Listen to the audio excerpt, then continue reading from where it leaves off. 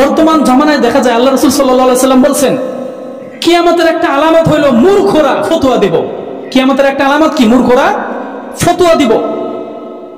এরকম ঘটনাও ঘটছে, এক নারীকে তার স্বামী তালাক দিছে, 3 তালাক। 3 তালাক দেওয়ার পর এখন সে আবার তার স্ত্রীকে চাইতেছে, কিন্তু তার স্ত্রী রাজি না, যে তুমি তোমার 3 তালাক দিয়ে দিছো, এখন তো এটা ঠিক হবে না, জায়েজ হবে না।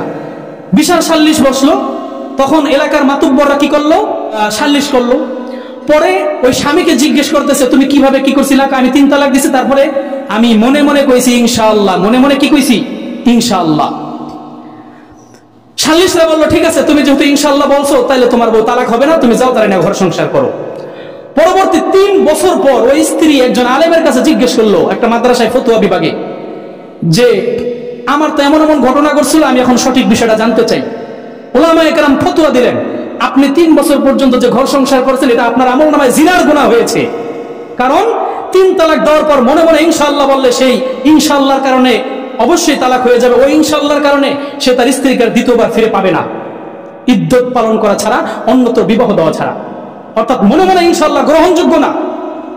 যদি জোরে জোরে ইনশাআল্লাহ বলতো তাহলে তালাক হতো না, কিন্তু সে বলছে মনে মনে, অতএব এটা গ্রহণযোগ্য না ইসলাম এবং শরীয়তের দৃষ্টিতে। অতএব দেখুন যে ইলম কালাম নাই, কিচ্ছু নাই, একটা সিদ্ধান্ত দিয়ে দিল। 3 বছর পর্যন্ত স্বামী স্ত্রী জিনা করেছে, এই গুনার দায়ভার কে নিবে? কাজেই এজন্য আমি বলি যে যখনই কোনো আলেম কোনো একটা বিষয় বলবে, আপনারা হুট করে তার বিরোধিতা করবেন না। কারণ আপনি কি জানেন? আচ্ছা, আমি একটা সহজ কথা বলি। আমি আপনাকে বললাম যে এই জিনিসটা হারাম, এখন আপনারা বলতেছেন যে এটা আমরা কইরে আসতেছি, করুন। আমার প্রশ্ন হলো, সবাই কি আমাকে এই কথাটা বলছে? হয়তোবা 2-3 জনে বলবেন যে যেটা কইরে আসতেছে এটা করুন হুজুর, আপনি কইলে কি না কইলে কি, বুঝছেন? আপনারা যে 2-3 জনে আমার বিরোধিতা করলেন এবং আপনারা এই বিষয়টিকে প্রতিষ্ঠিত রাখলেন সমাজে, রোজ কিয়ামতের ময়দানে এই সমাজের প্রত্যেকটা মানুষকে আল্লাহর কাছে জবাব দিতে হবে না।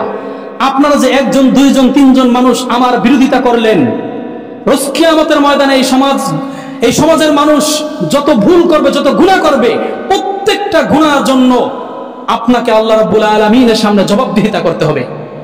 একটা ভুল কাজ যদি সমাজে চলে, ওই কাজটা করা যদি গুনাহ হয়ে থাকে, যার কারণে আমি বলবো, আমি বলার পরও যার কারণে সেটা বন্ধ হবে না, সমস্ত গুনার দায়ভার রোজ কিয়ামতের ময়দানে তাকেই নিতে হবে। এজন্য আগের জামানার বিশাল বিশাল উলামায়ে কেরাম, মানে আমি আর কি, আমার মতো কোটি কোটি আলেমের সমান যত বড় আলেম আছে, তারাও তাদের কাছে যখন একটা জিনিস জিজ্ঞেস করতো, এটা জায়েজ না না জায়েজ, 1000 বার চিন্তা করতো, আমি কি কমু, এটা জায়েজ কমু না না জায়েজ কমু। যদি আমি কইয়া দেই যে এটা জায়েজ, কিন্তু যদি আসলে না জায়েজ হয়ে থাকে, তাহলে তো রোজ কিয়ামতের ময়দানে আল্লাহর কাছে আমাকে জবাব দিতে হবে। আমি কি জবাব দিব আল্লাহর সামনে? আমার মতো লক্ষ কোটি আলেমের সমান জ্ঞান তাদের ছিল, ওই সমস্ত আলেমরাও এতটা চিন্তা করতো। হ্যাঁ, এই বর্তমান জামানা ওলামায়ে কেরাম আপনি একটা মাসআলা জিজ্ঞেস করলে, ফতোয়া জিজ্ঞেস করলে সঙ্গে সঙ্গে উত্তর দিবে না।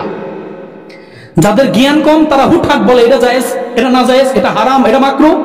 আর যাদের জ্ঞান আছে, যারা প্রকৃতপক্ষে মুফতি, আপনি প্রশ্ন করার পরে তারা চিন্তা ফিকির করবে, প্রয়োজনে বলবে আমি কিতাব দেখবো, এরপরে তারা উত্তর দিবে।